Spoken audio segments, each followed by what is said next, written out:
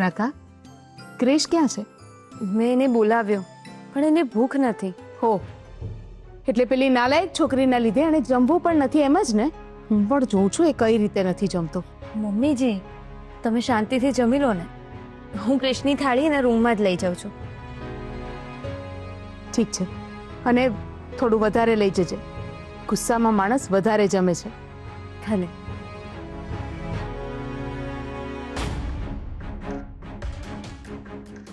અને જો એ ના જમે ને તો મને બોલાવજે. ભલે.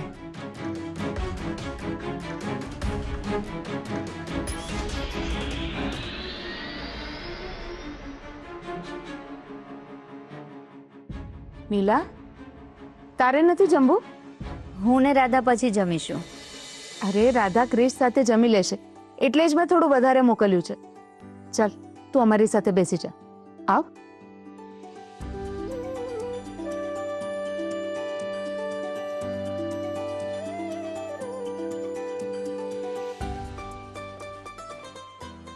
હું પણ તમારી માં છું, એટલે કોણ કઈ રીતે માને એ મને બહુ સારી રીતે ખબર છે.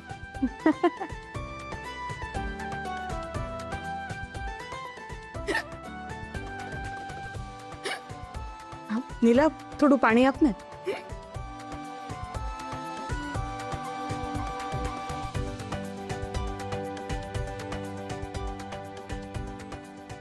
Thank you.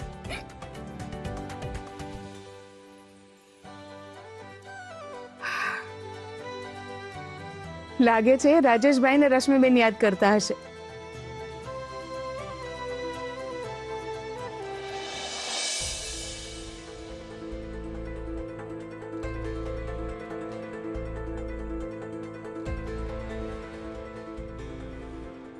ક્રિશ, ચલ જમી લે. મેં ના પાડી ને, મારે નથી જમવું. તમારે લોકોએ જમવું હોય તો જમી લો. ક્રિશ, પ્લીઝ જમી લે ને. તું મમ્મીજી પરનો ગુસ્સો ખાવા પર ના ઉતારીશ. મને કોઈના પર ગુસ્સો કરવાનો અધિકાર જ નથી રહેતા. મને તો એવું લાગે છે કે જ્યારથી મેં કિયારાની કંપનીમાં કામ કરવાનું શરૂ કર્યું છે અને જ્યારથી એને એના ડ્રીમ પ્રોજેક્ટ માટે મને આફ્રિકા મોકલ્યો છે, ત્યારથી ઘરના બધા જ લોકોનું વર્તન મારા પ્રત્યે બદલાઈ ગયું છે. એવું તને લાગે છે ક્રિશ? હકીકતમાં તો હમણાંની સિચ્યુએશન એવી છે કે ના તો તું ઘરવાળાને સમજી શકે છે ના એ લોકો તને. બસ આટલું જ પ્રોબ્લેમ છે. હું તો બધાને સમજવા તૈયાર છું, પણ મને સમજવા કોઈ તૈયાર નથી. મમ્મી તો મારી વાત નહોતી માનતી, પણ મને હતું કે એટલીસ્ટ તું મને સમજીશ. આવું કેમ બોલે છે ક્રિશ? હું ક્યારે તને નથી સમજતી? જ્યારે તે કિયારાને ત્યાં કામ કરવાનું નક્કી કર્યું હતું અને ઘરવાળા બધા તારા વિરુદ્ધમાં હતા, ત્યારે પણ હું તારી સાથે જ હતી. અને તારા આફ્રિકા જવા માટે પણ ઘરવાળા તારા વિરુદ્ધમાં હતા, ત્યારે પણ હું તારી સાથે જ હતી. એ વાત માટે હું તને એપ્રિશિએટ કરું છું રાધા, પણ જ્યારે મેં કહ્યું કે કિયારાને માફ કરી, ત્યારે પણ તું ચૂપ રહી. મેં કહ્યું કે કિયારા શૌર્યની પત્ની છે અને આ ઘરમાં રહેવા દો, જ્યારે પણ તે મારો સાથ ના આપ્યો રાધા. કારણ કે આ ઘર મારું નથી, MSB નો બિઝનેસ મારો નથી. એના માલિક મમ્મીજી છે અને એમને જે યોગ્ય લાગે એ નિર્ણય એ લઈ શકે છે. હું એમાં માથું ના મારી શકું ક્રિશ. હા, જો તે કોઈ નિર્ણય લીધો હોય ને એમાં મેં તને સાથ ના આપ્યો હોય તો હું તારી દોષી છું અને એના માટે તું ધારે એ સજા મને આપી શકે છે. રાધાની વાત તો બરાબર છે. જ્યારે બધા વિરોધમાં હતા ત્યારે પણ રાધાએ જ મને સાથ આપ્યો હતો, એટલે રાધા પર ગુસ્સો કરવો યોગ્ય નથી. ક્રિશ, જો તને મારી વાત યોગ્ય લાગી હોય તો પ્લીઝ જમી લેજે. એક શરત પર જમીશ.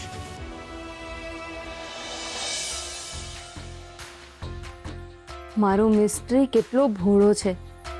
એને પ્રેમથી સમજાવ્યો તો મીણની જેમ એનો ગુસ્સો પીગળી ગયો. બોલ, શું શરત છે? તારે પણ મારી સાથે જમવું પડશે. અને પ્લીઝ હવે એવું ના કહેતી કે હું જમીને આવી છું. હા. ઇમ્પોસિબલ. મારી રાધા મારા જમ્યા વગર જમે જ નહીં. ચાલ જમી લે.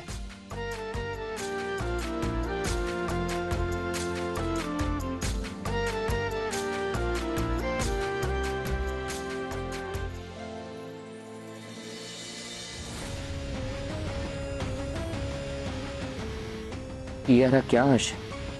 એને કંઈ ખાધું હશે કે નહીં?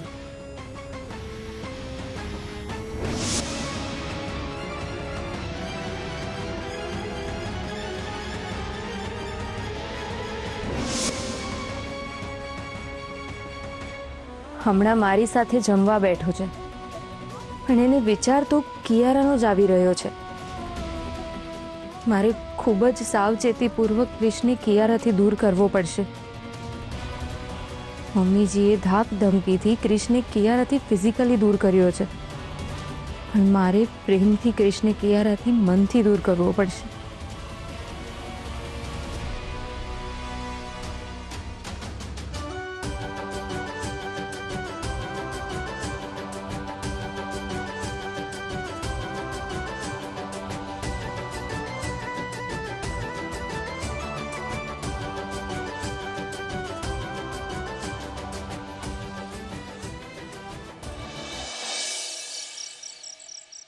સો કિયારા, હવે મને ખાવા ના મળ્યું ને તો તારે મને અહીંયાથી સીધી જ સ્મશાને લઈ જવી પડશે. કંઈક કર, આપણા માટે ખાવાનાનો બંદોબસ્ત કર. ક્યાંથી કરું બા? મારી પાસે કેશ પણ નથી અને મારા બધા અકાઉન્ટ્સ આ લોકોએ બ્લોક કરાવી નાખ્યા છે, એટલે હું મોબાઈલમાંથી પણ પેમેન્ટ નથી કરી શકતી. હે ભગવાન, મને તો લાગે છે કે હું તો ભૂખે જ મારી જઈશ. બા તમે શાંતિ રાખો ને થોડી વાર, ભૂખ તો મને પણ લાગી છે અહીંયા. આટલી બધી હોટલોની માલિક હતી તું, તો કોઈ હોટલ વાળો તને ખાવાનું આપવા તૈયાર નથી.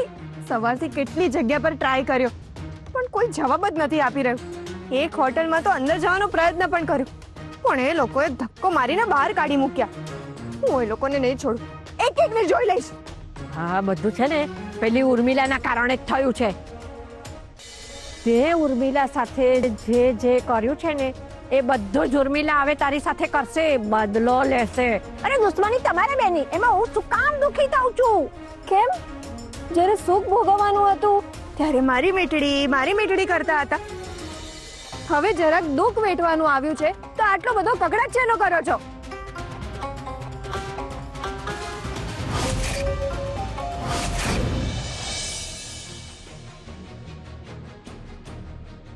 આ ક્યાંક આપણને અહીંયાથી ઉઠાડવા માટે તો નથી આવ્યો ને પાછો?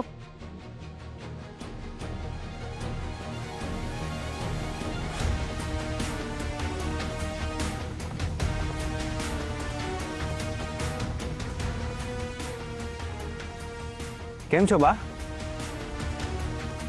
અરે આ શું, આ ચહેરો આટલો મુરઝાયેલો કેમ લાગે છે?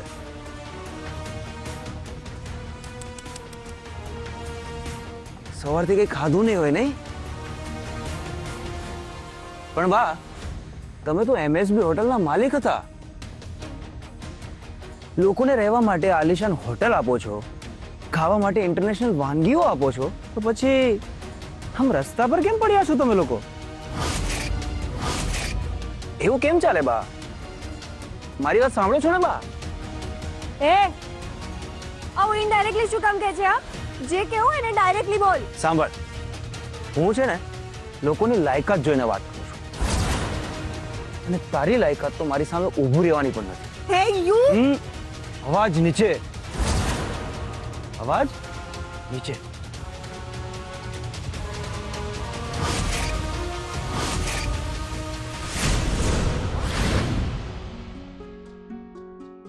રાધા, બેટા મને એક ગ્લાસ પાણી આપીશ?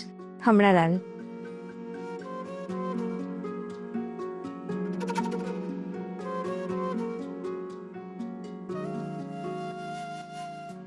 લો મમ્મીજી. થેન્ક યુ બેટા. સાહેબનો મૂડ કેવો છે? ઠીક છે હવે, પણ હજી ખુલીને વાત નથી કરી રહ્યો. રાધા, મેં ક્રિશને કિયારા સાથે જતા અટકાવ્યો, તો મેં કંઈ ખોટું તો નથી કર્યું ને? ના મમ્મીજી, તમે એકદમ પરફેક્ટ કર્યું છે. જો મેં એને કહ્યું હોત ને તો પણ એ મારી વાત માન્યું ના હોત. પણ આજે પણ ક્રિશના મનમાં તમારા માટેની રિસ્પેક્ટ એટલી જ છે. તમારા નીતિ નિયમો, સંસ્કારોના લીધે જ આપણો પરિવાર ટકી રહ્યો છે. એકદમ સાચું કહ્યું રાધા. નહીં તો આપણે જે પરિસ્થિતિમાંથી નીકળ્યા છે એ પરિસ્થિતિમાં તો ભલભલા પોતાનો સંયમ ગુમાવી દે છે. હા, પણ આપણે બધાએ સંયમ રાખ્યો. અને સાચું કહું મમ્મીજી, જો આ ખરાબ સમય આવ્યો છે ને તો સારો સમય પણ આવશે જ. તારી વાત એકદમ સાચી છે બેટા, પણ કિયારાને આપણે ઘરમાંથી કાઢી મૂકી છે એટલે હવે વધારે ડેન્જર થઈ જશે. એ કંઈ પણ કરી શકે છે. આપણે બધાએ હવે વધારે સાવધ રહેવું પડશે. તમે નિશ્ચિંત રહો મમ્મીજી. અત્યારે એ ચારે બાજુથી ભાંગી પડી છે. એ કંઈ નહીં કરે, અને જો એણે કંઈ કર્યું ને તો હવે તો આપણે બધા એને જડબાતોડ જવાબ આપીશું. ચિંતા તો મને મારા ક્રિશની છે રાધા. ખબર નહીં પેલી કિયારા એના પર શું કાળો જાદુ કર્યો છે કે કોઈની વાત માનવા જ તૈયાર નથી. તમે ચિંતા નહીં કરો મમ્મીજી, હું ક્રિશને મારી રીતે સમજાવી દઈશ.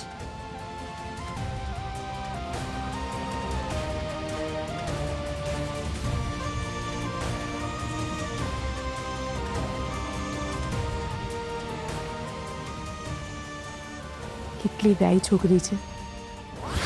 કરેલા કર્મોની સજા અહીંયા જ ભોગવવી પડે છે. યાદ કરે દિવસ જ્યારે તે મારી મમ્મીને એમના જ ઘરમાંથી ધક્કા મારીને બહાર કાઢી મૂકી હતી. ત્યારે અમે લોકો પણ રસ્તા પર આવી ગયા અને તમારી જેમ જ રસ્તા પર બેઠા હતા, જેમ અત્યારે તમે લોકો બેઠા છો. હજુ પણ સમય છે, સુધરી જા, નહીં તો આનાથી પણ ખરાબ દિવસો જોવાનો વારો આવશે. અને સાંભળ, આજ પછી મારા પરિવાર સામે આંખ પણ ઉઠાવી છે ને તો હું તારી બંને આંખો કાઢી નાખીશ.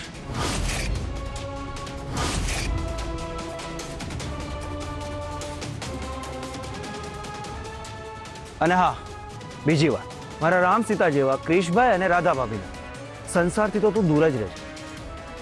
જો એમની વચ્ચે આવવાની કે એમનો સંસાર તોડવાની કોશિશ પણ કરી છે ને તો હું તારું જીવવાનું આરામ કરી નાખીશ. એટલે તું તારી ઓકાતમાં જ રહેજે અને જે કંઈ પણ કરે ને એના પહેલા 100 વખત વિચારી લેજે, કારણ કે હવે દરેક વખતે તારે પહેલા મારો સામનો કરવો પડશે. You get that clear? Okay? એ મીઠડી, તારું પેટ તો છે નાની વાતોથી જ ભરાઈ ગયું હશે. પણ મને ભૂખ લાગી છે, જમવાનું કંઈક કર ને. બા, એક કામ કરો, અહીંયા નજીકમાં જ એક માતાજીનું મંદિર છે, ત્યાં જે ભંડારો છે તમે ત્યાં જઈને જમી લો. અને હા, આ તમારી પોત્રીને પણ થોડુંક ખવડાવજો, થોડીક સદબુદ્ધિ આવી જશે.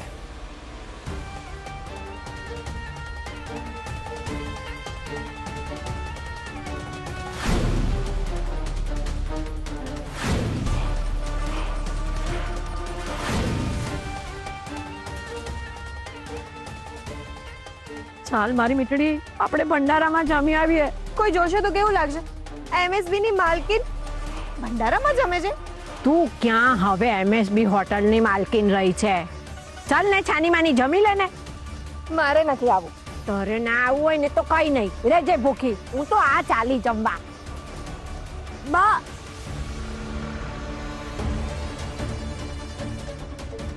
હવે આ લોકો મારી પર વળતો પ્રહાર કરશે. આ લોકો મને ગમે તેટલી ઉશ્કેરે, પણ મારે મારું મગજ શાંત રાખીને એ લોકોની બધી ચાલનો જવાબ આપવો પડશે.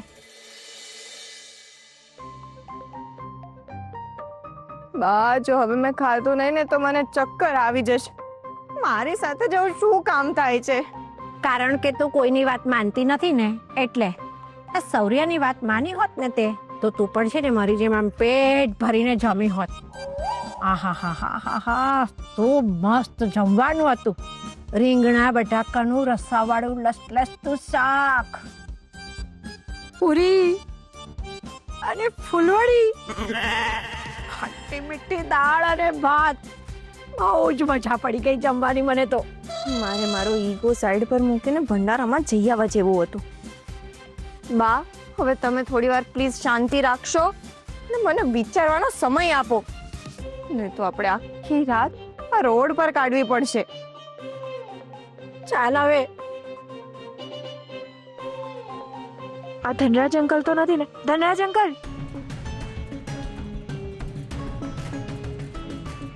હમણાં મને કોણે બૂમ પાડી હશે? અરે આ તો કિયારા છે.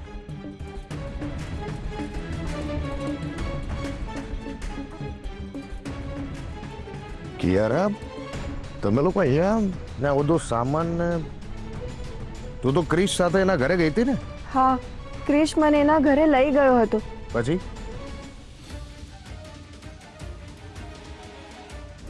જા કિયારા. તું મારા ઘરમાં રહે એ તો શક્ય જ નથી.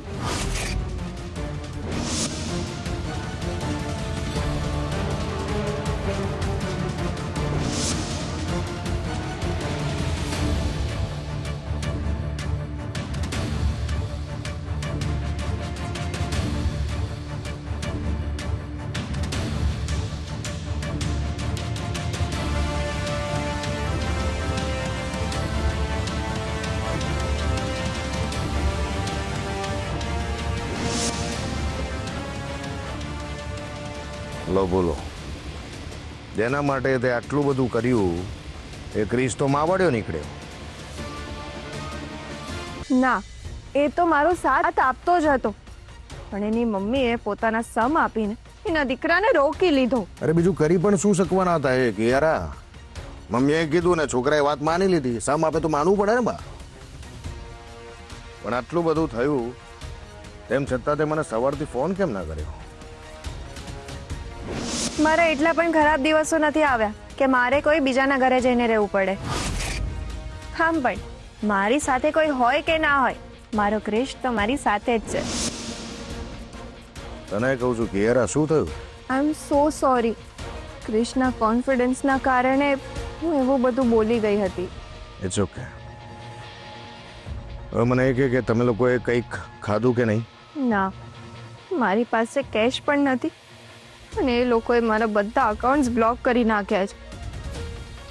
મેં સવારથી કંઈ નથી ખાધું. સવારથી ખરેખર તે કાંઈ નથી ખાધું? ના. અને બા તમે? હું તો અહીંયા માતાજીના મંદિરનો ભંડારો છે ને ત્યાં જમી આવી.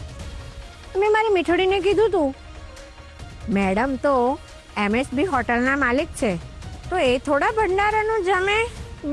રિલેક્સ રિલેક્સ કિયારા, શાંત થઈ જા. અત્યારે ગુસ્સો કરવાનો કોઈ મતલબ નથી. હવે મને એ કે રહેવાનું શું કરવાનું છે તમારે? મારી પાસે કોઈ જ ઓપ્શન નથી. આવું કેમ બોલે છે? મારું ઘર છે ને બા. તમે લોકો એક કામ કરો, તમે બંને જણા મારી ઘરે ચલો.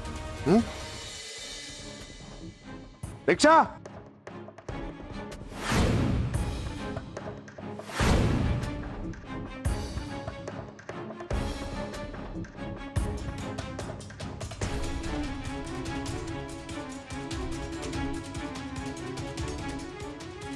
આવશે ને બા? હા, બેસીએ. જાઓ. મેં કહ્યું ત્યારે ચરબી ઠોકતી હતી, હવે લાગે છે એની શાન ઠેકાણે આવી ગઈ છે.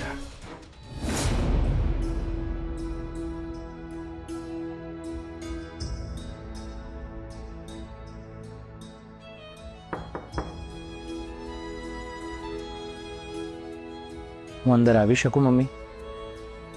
તારે ક્યારથી પરમિશન લેવાની જરૂર પડવા માંડી? આવ બેટા. Mummy I am really sorry. ગઈકાલે રાધાના પપ્પાના ઘરે કિયારાને લઈને તારી સામે ગમે તેમ બોલી ગયા. પ્લીઝ મને માફ કરી દેજે. ક્રિશ, આમાં તારો કોઈ જ વાંક નથી બેટા. તું જેના ઇન્ફ્લુઅન્સમાં છે ને, આ બધી એની જ અસર છે. મમ્મી તે જ અમને શીખવાડ્યું છે ને કે કોઈ આપણા ખરાબ સમયમાં આપણો સાથ આપે તો એનો ઉપકાર ક્યારેય ના ભૂલવો જોઈએ. હું પણ એ જ કરી રહ્યો છું મમ્મી. પણ તમારામાંથી કોઈ પણ આ વાતને સમજવા માંગતા જ નથી. એવું ક્યારે થયું છે કે તું સાચો હોય અને મેં તારી વાત ના સાંભળી હોય? એટલે મમ્મી તું એમ કહેવા માંગે છે કે કિયારાની બાબતમાં હું ખોટો છું એમ? હા, અમારી દ્રષ્ટિએ આ બાબતમાં તો તું ખોટો છે જ, પણ તું એ સ્વીકારવા નથી માંગતો. ના મમ્મી, આ બાબતમાં હું જરાય ખોટો નથી. યુ મીન ટુ સે કે હું, તારા બંને ભાઈઓ, રાજેશભાઈ, રશ્મિનભાઈ, તમે બધા ખોટા છીએ? કદાચ. મમ્મી, કિયારાને ભૂતકાળમાં તું જે રૂપમાં જોતી હતી ને, હજી પણ તું એને એ જ નજરે જુએ છે. મને ખબર છે કે એને આપણી સાથે બહુ ખોટું કર્યું હતું, અને એ વાતથી હું પણ એના ઉપર ગુસ્સે હતો. એટલે જ શરૂઆતમાં એની સાથે કામ કરવામાં હું કમ્ફર્ટેબલ હતો જ નહીં. જેમ જેમ હું એની સાથે કામ કરતો ગયો, એને સમજતો ગયો ને, ત્યારે મને સમજાયું મમ્મી કે એ પોતાની ભૂલને સ્વીકારીને આગળ વધવા માંગે છે. મમ્મી, હવે તારે પણ જૂની બધી વાતો ભૂલીને કિયારાને વહુ તરીકે સ્વીકારી લેવી જોઈએ. જો મમ્મી, કિયારા હજી પણ શૌર્યની ઓફિશિયલ પત્ની અને આ ઘરની વહુ છે. જો હું તને ફોર્સ નથી કરતો, please mummy, think over it.